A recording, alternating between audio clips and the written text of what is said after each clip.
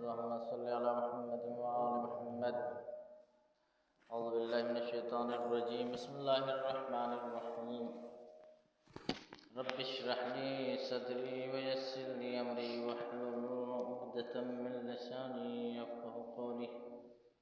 أما بعد فقد قال الله تبارك وتعالى في القرآن المجيد.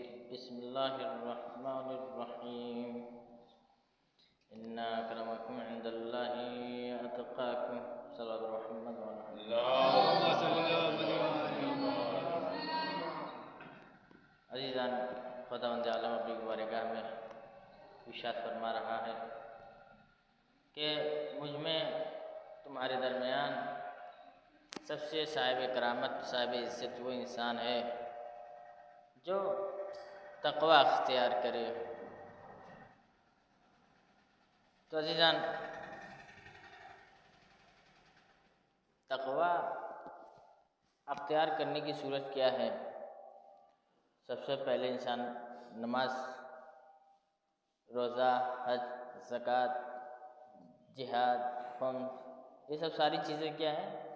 تقوی کی سیڑھیاں ہیں. انسان تقوی اختیار کرے کا مطلب کیا ہے؟ ان ساری سیڑھیوں پر چل کر کے انسان جب آخری منزل تک پہنچ جائے تو انسان کیا حاصل کر لیتا ہے؟ تقوی. اب جب یہ ساری چیزیں حاصل کر لے گا تو اللہ کے نزدیک کیا ہو گیا؟ صاحب عزت، صاحب کرامت، صاحب فکر، صاحب نظر، صاحب ایمان. یہ سب ساری چیزیں، سب کچھ اللہ کے نزدیک سب سے کرامت ہے، سب سے صاحب عزت ہے. عزیزان، ہم اگر مثال کے طور پہ رسول اللہ کے نزدیک مثال کے طور پہ نماز جو ہوتی ہے، نماز اس کے کئی درجے ہیں. ایک نماز فرادہ ہوتی ہے، ایک نماز کیا ہوتی ہے؟ جماعت کے ساتھ. ایک فرادہ کی نماز میں کیا اہمیت ہے اور جماعت کے ساتھ کیا اہمیت ہے؟ کیا رسول اللہ نے کیا فرمایا؟ ایک بہت بڑا کیا ہے؟ بہت زیادہ اندھا، شروع سے اندھا تھا. کیا تھا؟ اندھا تھا. گھر پہ نماز پڑھتا تھا. گھر پہ رسول اللہ نے رحم نہیں کھایا، کہا کہ گھر پہ نماز کیوں پڑھ رہے ہو؟ کہا میں اندھا ہوں. کیوں اندھے ہو؟ کیا ہاتھ تو اندھے نہیں ہیں؟ کیا پیر تمہارے اندھے ہو گئے؟ کیا چلنے کی ثقافت ختم ہو گئی؟ کیا بولنے کی، سمجھنے کی، ذہانت کی یہ سمجھداری، یہ سب کیا ہے؟ ختم ہو گئی. تمہاری ایک آنکھ کی بینائی جانے سے تم 1000 بہانے ڈھونڈ رہے ہو. اگر تمہارے ذہن سے اللہ نے عقل چھین لی ہوتی تو میں سمجھتا کہ تمہارے آنکھ، تمہارے زبان، تمہارے پیر، تمہارے دل، تمہاری بصارت کام نہیں کر رہی. کیونکہ ان ساری چیزوں کا کنیکشن کہاں سے ہے؟ عقل سے ہے، دماغ سے ہے. اگر یہ ساری چیزیں چھین لیتی تو میں سمجھتا کہ آپ کیا ہیں؟ مجبور ہیں. زبان چھین لی. زبان کیا ہے؟ اس کا تعلق کیا ہے؟ عقل سے ہے. کیا زبان کے چلے جانے سے عقل ختم ہو جاتی ہے؟ اگر نہیں ختم ہوتی تو یعنی عقل سالم ہے. جب عقل سالم ہے، ذہن سالم ہے، سب کچھ سالم ہے تو یعنی کہ آپ کے ہاتھ کام کر رہے ہیں، آپ کے پیر کام کر رہے ہیں، آپ کے دل کام کر رہے ہیں، آپ کے سب کچھ صحیح ہے. تو رسول اللہ نے کیا کہا کہ ایسا ہے کہ آپ کو پریشانی ہوتی ہے آنکھ سے تو آپ اپنے گھر سے رسی باندھیے مسجد تک، کنارے کنارے سائڈ. آپ رسی کے سہارے کے ذریعے کہاں جائیے؟ رسی کے سہارے کہاں جائیے؟ اسی کو بولتے تقوی. عزیزان، نماز پڑھ لینا تقوی نہیں ہے. اب تقوی کے راہ میں کتنی مشکلات کو حاصل کر رہے ہیں وہ تقوی ہے. کیا کر رہی ہے؟ آپ رسی کو پکڑ کر چل کر جائیے مسجد میں. تو عزیزان، رسول اللہ نے ایک اہمیت بتائی کس چیز کی؟ جماعت کی. جماعت یعنی کہ واقعی الصلاۃ. 48 ایسی جگہ ہیں قرآن میں. اللہ تعالیٰ نے 48 جگہ، 47 سے 48 ایسی جگہ ہیں جہاں پہ اللہ تعالیٰ نے نماز کا تذکرہ کیا ہے. نماز کا کیا کیا ہے؟ تذکرہ کیا ہے. الصلاۃ، اقیموا الصلاۃ. یعنی کہ فرادہ کی کبھی بھی کسی بھی قرآن میں 48 جگہوں میں کبھی بھی فرادہ کی جو ہے بات نہیں کی. اب تفسیر میں جائیں گے. صلاۃ معنی کیا ہے؟ نماز. اب صلوات معنی کیا ہے؟ بولتے ہیں صلوات پڑھے محمد والے میں، کیا ہے درود؟ کیا ہے صلوات؟ درود، صلات، درود پڑھنے کا مطلب کیا ہے کہ سب ایک ساتھ پڑھتے ہیں، کوئی آدمی ایک فرادہ پڑھتا ہے کیا؟ نہیں پڑھتا ہے۔ درود کا مطلب یہ ہے کہ آپ ساتھ پڑھیے، کیا ہے؟ ساتھ پڑھیے۔ اب یہ جو صلات ہے، صلات مانے عربی لفظ ہے، صلات یعنی نماز، واقیم الصلاۃ، نماز کو قائم کرو۔ تفسیر میں آپ کے ڈھونڈیں گے یہ جو صلات ہے یہ لفظ واحد پہ یہ اثر نہیں کرتا، اللہ نے ایسے لفظ کو صلات صرف اور صرف جمع کے لیے جو ہے اثر کرتا ہے۔ صلات جہاں میں کہے صلات یعنی یہ اس کا کنیکشن صرف اور صرف کیا ہے؟ ایک سے نہیں ہے، جمع سے ہے۔ اقیم الصلاۃ، قائم کرو، قائم کرو کا مطلب کیا ہے کہ ایک آدمی نہیں چاہیے بلکہ کچھ آدمی چاہیے جو نماز کو جو کہ کچھ آدمی چاہیے جو نماز کو کیا کرے؟ قائم کرے۔ عزیزاً پھر قرآن میں کیا وَهُوَ السَّاهِعُونَ، یعنی کہ بہت ساری ایسی جگہ ہیں جہاں پہ کہا کہ وہ جو نماز کو جو ہے بھولنے والے، کیا ہیں؟ بھولنے والے نمازی کو بھول جاتے ہیں، ترجیح نہیں دیتے ہیں۔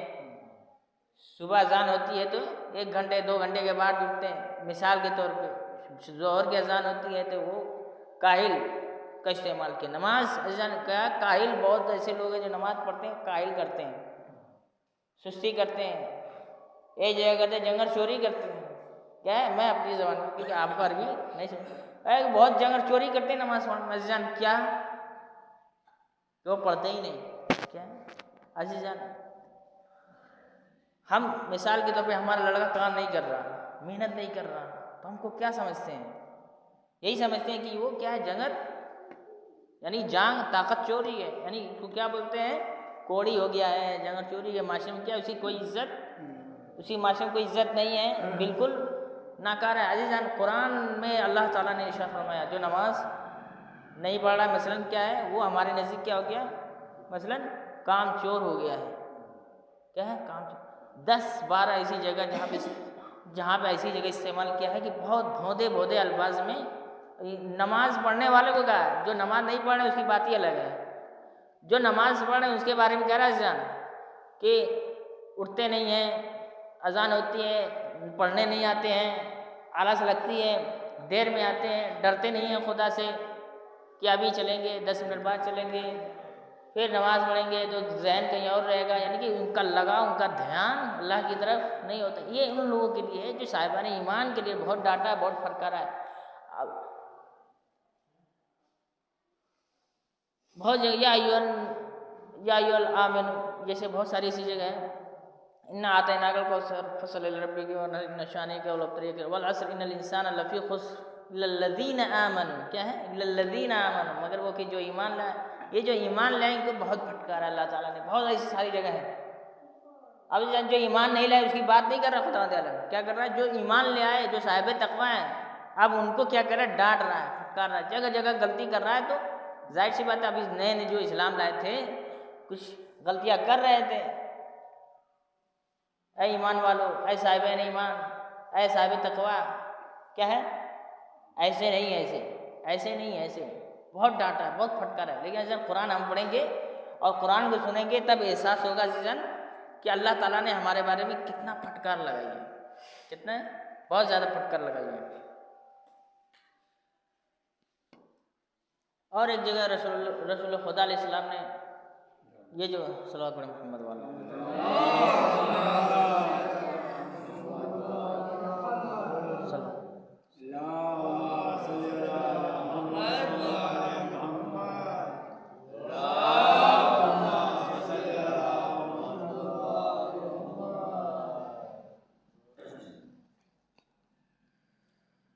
تو عزیزاً کیا رسول اللہ نے جو ہے بہت ساری جگہ جو ہے ہدایت دی، ایسا میں ایمان خدا سے ڈرو، اے ایمان والو خدا سے کیا کرو؟ ڈرو۔ اللہ تعالیٰ نے بار بار آپ کو کہہ رہا ہے کہ آپ ہوشیار ہو جائیے، باز آ جائیے، اسی میں بھلائی ہے اور اس کے علاوہ کہیں بھی آپ کو سکون نہیں ہے۔ دیکھیے قرآن آ گئی نا، یا بنی آدم قد انزلنا علیکم لباسا یواری سوآتکم ویریشن لباس التقوی ذالک خیر ذالک من آیات اللہ لعلہم یذکرون۔ اے اولاد آدم، ہم نے تمہارے لیے لباس نازل کیا ہے جس سے اپنی شرمگاہوں کا پردہ کرو، کیا ہے، اور زینت کا لباس بھی دیا ہے، لیکن تقوی کا لباس کیا ہے؟ سب سے بہتر ہے، اور یہ اللہ کی نشانیوں میں سے ایک ہے، شاید وہ لوگ عبرت حاصل کر سکے ہیں۔ عزیزان، بدن کا لباس کیا ہے؟ خدا کہنا کیا چاہتا ہے؟ بدن کا لباس اس کا لباس ہے۔ اگر لباس نہیں پہنے گا، بغیر لباس کے آ جائے گا، لوگ گالی دیں گے، یہ کیسا انسان ہے، یہ تو بے حیا ہے، اس کے اندر حیا اور شرم کی کوئی نام چیز نہیں ہے، ان کے گھر میں بہن بیٹیاں نہیں رہتی۔ تو عزیزان، یہ کیا ہو گیا ہے؟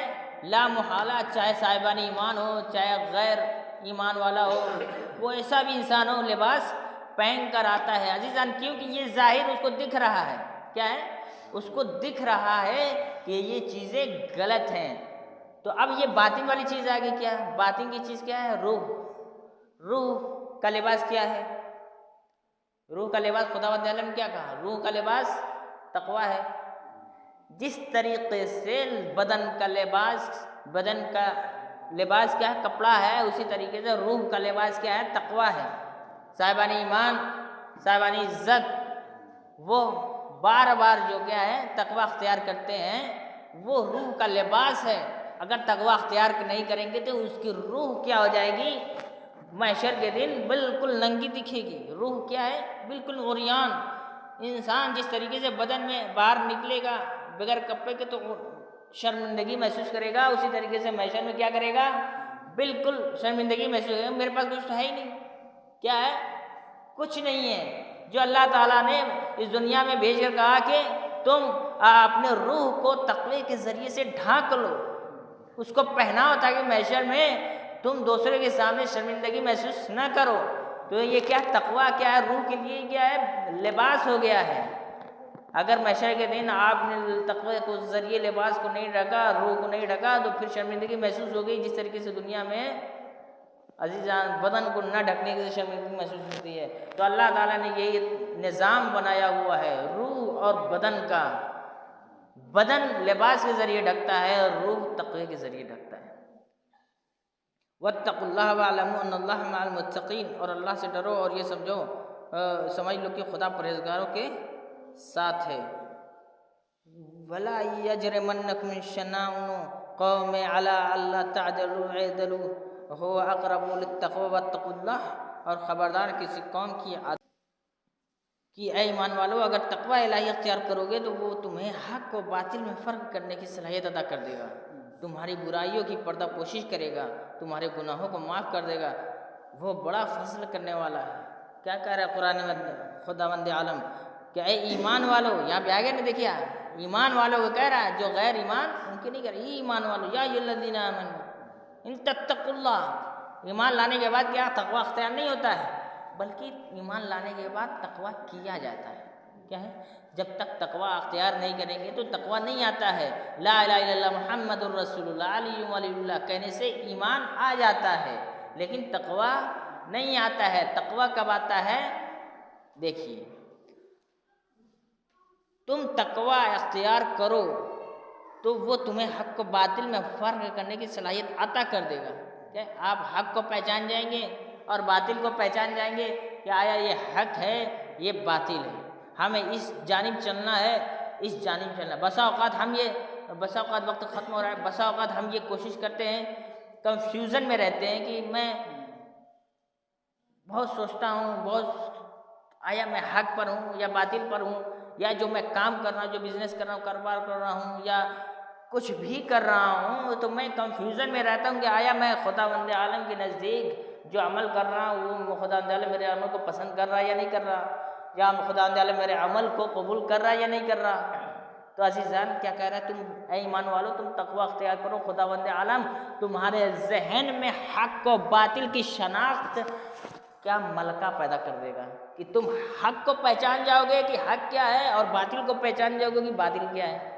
خوب آپ غور کر رہے ہیں؟ اور کیا کہہ رہا ہے کہ تمہاری برائیوں کی پردہ پوشی کرے گا۔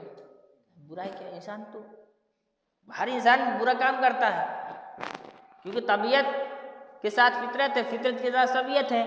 اب جیسے جیسے طبیعت ابھرتی ہے، یعنی خواہشات، طبیعت کا نام خواہشات ہے، جب خواہشات فطرت کے اوپر حاوی ہو جاتا ہے تو انسان گناہ کرتا ہے۔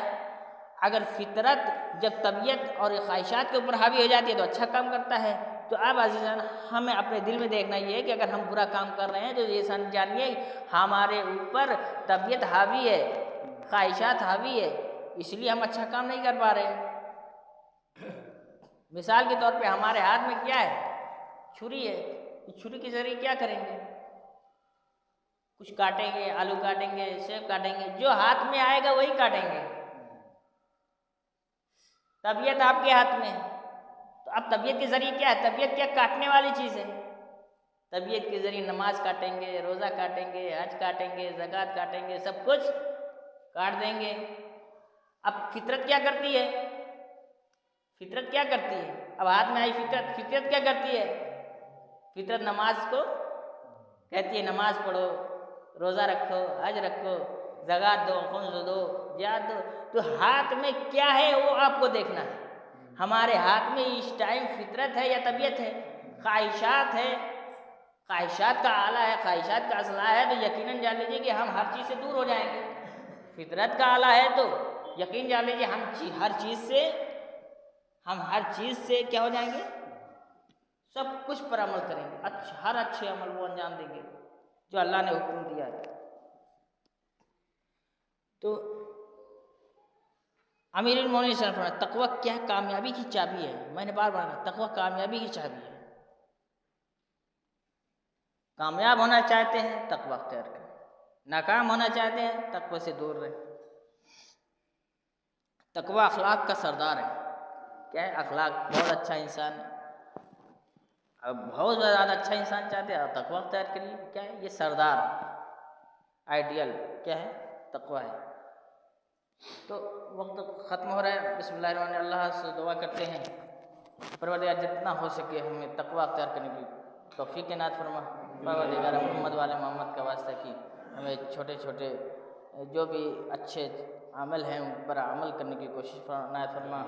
پروردگار جو بھی جہاں بھی انسان پریشان و حال ہے ان کی پریشانیوں کو دور فرما۔ جو بھی حضر میں ہے، سفر میں ہے، جو بھی انسان بہت زیادہ مجبور ہے ان کی مجبوریوں کو دور فرما۔ پروردگار محمد والے محمد کو ہمارے علماء کا سایہ ہمارے اوپر باقی رکھ۔ پروردگار ہمارے امام کی ظہور میں تاجل فرما۔